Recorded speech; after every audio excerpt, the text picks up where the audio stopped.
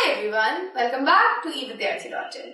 This is Varsha और इस video के साथ स्टार्ट करते हैं जीनोलॉजीज। जीनोलॉजीज का मतलब होता है वंशावली, और ज्यादातर प्रशस्ति कैसी होती है वो इन जीनोलॉजीज को बताती है कि ये जो इंसान है उसके ग्रैंडफादर, ग्रेट ग्रैंडफादर का नाम क्या था, वो लोग क्या थे, और इनके बच्चे क्या हैं और उनके भी बच्चे क्या हैं। तो प्रशस्तियों में पूरी की पूरी वंशावली लिखी होती है, वंशावली बताई गई होती है।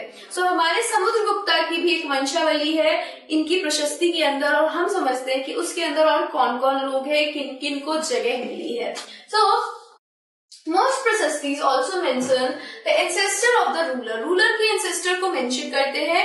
इस प्रशस्ति के अंदर बताया गया है कि जो हमारे समुद्रगुप्त है उनके फादर का नाम चंद्रगुप्त था, और वो क्या थे, he was the founder of Gupta dynasty. वही क्या थे, गुप्ता डायनेस्टी के फाउंडर थे। उन्होंने गुप्ता डायनेस्टी की फाउंडेशन रखी थी, नींव रखी थी। वही उनकी माता का नाम कुमारा देवी था, जो कि लिच्छवी गणा से बिलोंग करती थी। लिच्छवी गणा से उनका रिश्ता था, एंड इन दोनों का बेटा था हमारा समुद्रगुप्ता। सो ये हो गई हमारे गुप्ता एम्पायर के सबसे इंपॉर्टेंट रूलर समुद्रगुप्ता के मॉम एंड डैड की बात। इनके जो दादा थे उनका भी नाम लिखा हुआ है, लेकिन हमें क्या बताया गया है कि इनके जो फादर थे उनके नाम के आगे महाराजा धीराज लगाया जाता था, एंड चंद्रगुप्ता के बाद समुद्रगुप्ता ने भी महाराजा धीराज अपने नाम के आगे लगाया। लेकिन जो हमारे इनके ग्रैंडफादर है और ग्रेट ग्रैंडफादर है, उन्होंने अपने नाम के आगे सिर्फ महाराजा लगाते थे। इसका मतलब ये है कि पहले भी, यानी कि चंद्रगुप्ता से पहले भी इनकी जो फैमिली थी वो रूलिंग फैमिली थी, बट इतनी इंपॉर्टेंट नहीं थी। आफ्टर चंद्रगुप्ता, जो कि गुप्ता डायनेस्टी के फाउंडर है, उसी के बाद से हमारी गुप्ता डायनेस्टी इतनी इंपॉर्टेंट हुई है।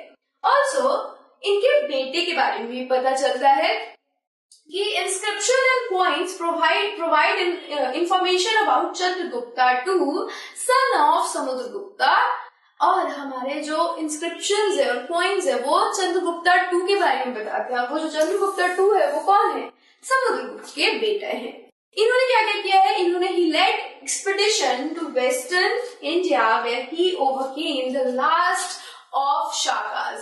तो हमने पढ़ा था कि हमारे समुद्रगुप्ता की जो नीतियां है उसके अंदर हमने शाका की बात करी थी, और शाकाओं ने अपनी बेटियों का हाथ हमारे समुद्रगुप्ता को दे दिया था, तो लोग आराम से रह रहे थे। लेकिन जब समुद्रगुप्त के बेटे आए तो क्या हुआ कि उन्होंने शाकाओं को बिल्कुल जड़ से मिटा दिया।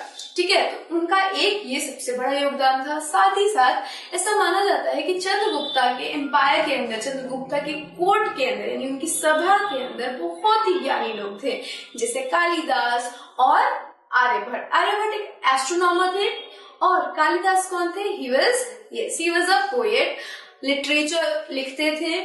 तो ऐसे जाने माने लोग भी हमारे चंद्रगुप्त के कोर्ट में विराजमान थे।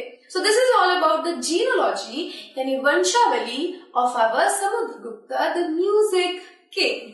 सो यहाँ पे हमारा समुद्रगुप्ता खत्म होता है, लेकिन next ruler that is Harshavardhana का टॉपिक स्टार्ट होता है। तो हर्षवर्धना को हम नेक्स्ट वीडियो में करेंगे। Till then, stay safe and keep learning with us. Bye bye.